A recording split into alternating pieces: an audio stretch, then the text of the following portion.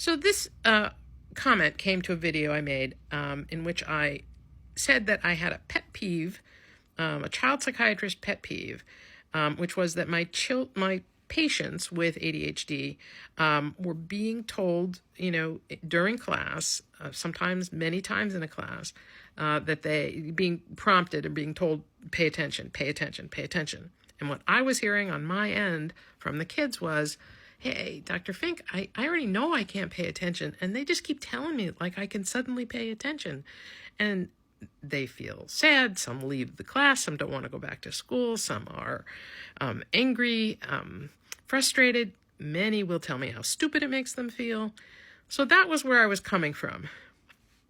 That being said, it struck a nerve. I did get a bunch of comments, but it was a fascinating split because this comment, like the ones like this, were from teachers and educators, and really understandably so, saying, hey, look, Dr. Fink, this is what we're told to do. IOPs, IEPs, 504s, they tell us, cue the child, return them into attention, notice when they're not paying attention, tell them to pay attention. And so what are we supposed to do? And we have, multiple kids with ADHD in a classroom. So how are we supposed to handle it? The other half of the comments were parents and clinicians who said, thank you for pointing this out. My child gets so sad, or my patient is so frustrated. And why are we doing this? They already know they have ADHD. So why are they just keep saying, pay attention, pay attention, pay attention? So what it said to me and what struck me about it was how interesting the divide was, but that nobody is feeling good about this particular strategy or intervention. Teachers and administrators and educators, because it doesn't work, and they have a classroom full of kids, including a number of them with attentional problems, and prompting, repeatedly sort of calling the child's name, Joe, pay attention, Jill, pay attention,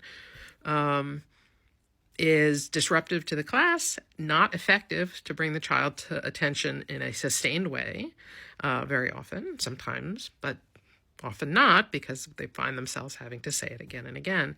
And on the child side, they are feeling called out and feeling very badly about themselves. And it is true. We know that this is a problem, so we know it's going to be hard for them. So how do we make this better? How can we do better for both educators and students? And I have a couple of ideas that I want to start with here, and I hope we can continue the conversation. So I've done lots of consultation with schools and in classrooms.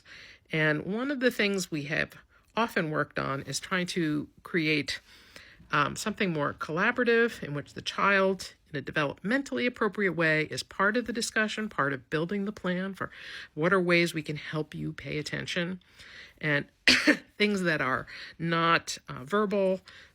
Sometimes there's, plans through the classroom with other timekeeping mechanisms, ways to help the child begin to learn to self-monitor, nonverbal cueing.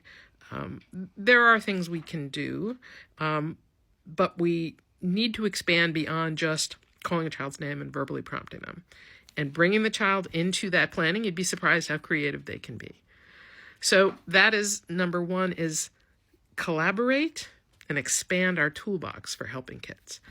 And number two, and this is, I think, the hardest I have found, is that sometimes it's going to have to be okay that they're not paying attention. Because a child with ADHD, for many reasons, on some days, it may just not happen, and we're not going to fix it that class that day.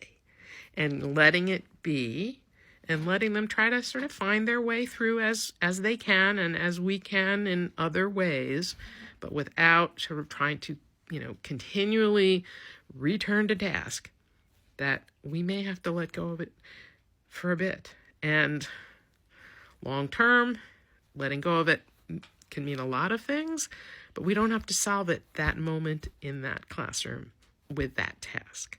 So, that's one of the biggest things, and one of the hardest things, I think, in education, when mental health people come in and say, hey, sometimes the student is just not going to be able to finish that task, and we're going to have to walk away from it. And understandably, that's not consistent with the educational sort of mission.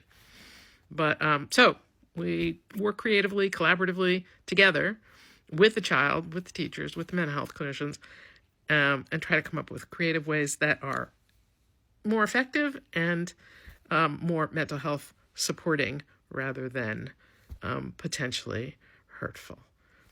Let me know what you think. If you have ideas, creative ideas, I know OTs out there have a lot of great ideas about attention. So welcome input and welcome the feedback. This is great. Let's continue the conversation.